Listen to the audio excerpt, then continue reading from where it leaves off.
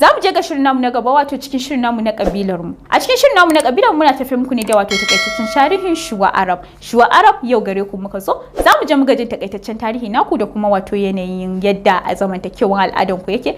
A sha sauraro lafiya.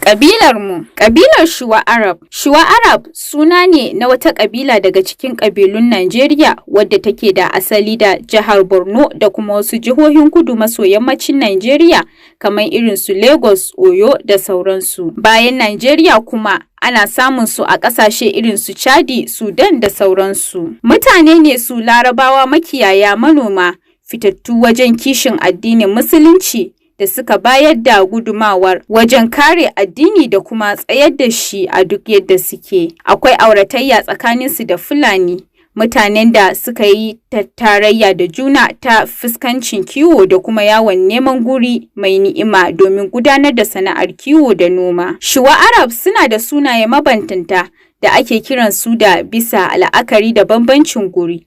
A ƙasashe irin su Chadi, Kamaru da Sudan, ana kiransu ne da Bakara, wanda kuma jirkitawa ce kalma ta Larabci wato Bakara. Bakara wadda ke nufin mai kiwon saniya, wannan kuma saboda zamowarsu rabi manoma, rabi kuma makiyaya.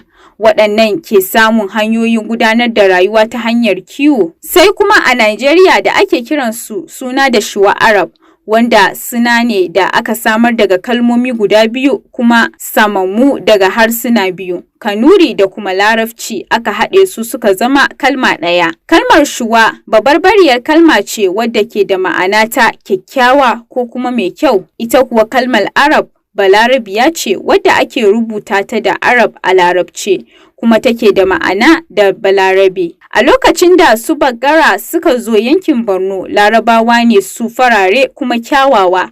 Saboda haka sai Kanuri suka rika ce musu Shuwa Arab, wato Larabawa kyawawa. Da haka wannan suna ya bi su a cewar sarkinsu. Asalin Shuwa Arab Larabawa ne da suka fito daga yankin Larabawa da ke gabashi. An bayyana cewa 'yan asalinsu yankin Hajaz ne, wato Makka da Madina kenan, waɗanda daga baya aka haɗe su da sauran yankuna suka zama Saudi Arabia ta yau da kuma sauran yankuna da ke gabar Jan Teku. Sun baro waɗancan yankunan suka gwarzo zuwa yamma a cikin ƙarni na 12. Hijirarsu kuwa zuwa wasu ɗaiɗaikun ƙasashe takan bambanta daga ƙasa zuwa ƙasa. An rawaito cewa sun ƙaura zuwa ƙasar Kamaru ne daga arewacin Afirka ta tsakiya a matsayin mahara, makiyaya da kuma cinikin bayi. Hijirarsu zuwa Sudan kuwa ta faro daga yammaci ne zuwa gabas, inda suka tashi daga yankunan tafkin Chad, gurin da suka daɗe da zuwa daga arewaci tun zamani mai tsawo da ya shuɗe. Sun yi fice a cikin cinikin bayi a kudancin Nubiya. Sun baro garuruwansu da ke ƙasar Misra a cikin shekarar 1820, lokacin da shugabannin daular Usman suke gudanar da shugabancin kudancin Nubiya wato Sudan. Shuwa Arab mutane ne da suka fi yawa a ƙasashen Kamaru, Chadi, Sudan da kuma Najeriya. Ƙari a kan waɗannan gurare ana samun su a ƙasashen Niger da Afirka ta tsakiya. A cikin ƙasar Kamaru ana samun su a mahaɗar yammacin Kamaru da ta sada ta da Afirka ta tsakiya a cikin dajin arewa kusa da Fort Folio, yankin da ya haɗa tsakanin ƙasashen Chadi da Najeriya. A cikin ƙasar Sudan ana samun su a Darfur, kudancin ladin Kordofan da kuma arewacin ladin na Kordofan. Shuwa Arab asalinsu mutane ne masu rayuwa a daji saboda gudanar da sana'arsu ta kiwo. Sukan tashi daga wannan guri zuwa wancan sau biyu a shekara. A ƙasar Kamaru sukan tashi daga mazauni na dindindin zuwa kudancin ƙasar inda kogi yake a lokacin rani, wanda yawancin yakan faru a cikin watannin Oktoba zuwa Afrilu. Sannan kuma idan ruwan sama ya sauka sai su koma yankin da ke ciyawa wanda ke arewacin ƙasar Kamaru. Yawancinsu suna rayuwa ne da mata biyu a matsayin matsuguna da ke samar da gari a cikin bukkoki. Mace ɗaya takan zauna a gida, sannan kuma ɗaya ta tafi da ita gurin kiwo da rani.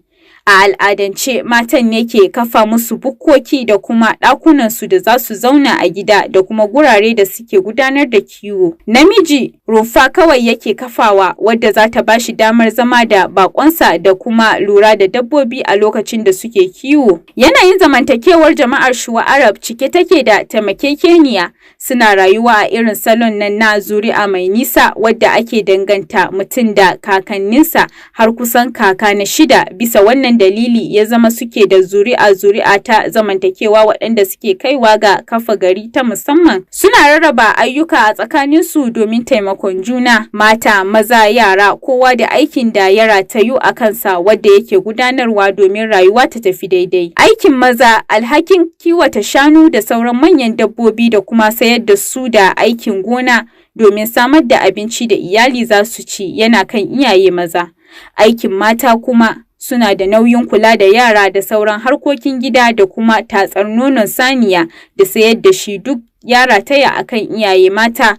Ƙari akan gina ɗakunan kwana, wannan kuɗi da suke samu daga sayar da nono da man shanu da shi suke cefanen gida har ma su samu abin da za su adana. Aikin yara kuwa, yara maza suna taya iyaye maza aiki kamar kiwon ƙananan dabbobi da suka haɗa da 'yan maraka, awaki, tumaki da sauransu. A ruwaito cewa duk Shuwa Arab musulmai ne masu tsayar da salloli 5 a jam'i, wasu daga cikinsu sukan ziyarci hajji domin ibada. Shuwa Arab suna saka 'ya'yansu a makaranta duk da cewa karatun 'ya'ya mata yakan tsaya ne daga shekaru 6 kamar yadda aka rawaito. Suturar Shuwa Arab ita ke bayyana muhimmancin mutum a cikin jama'a. Maza suna saka doguwar riga ta auduga wadda ake kira da suna bubu.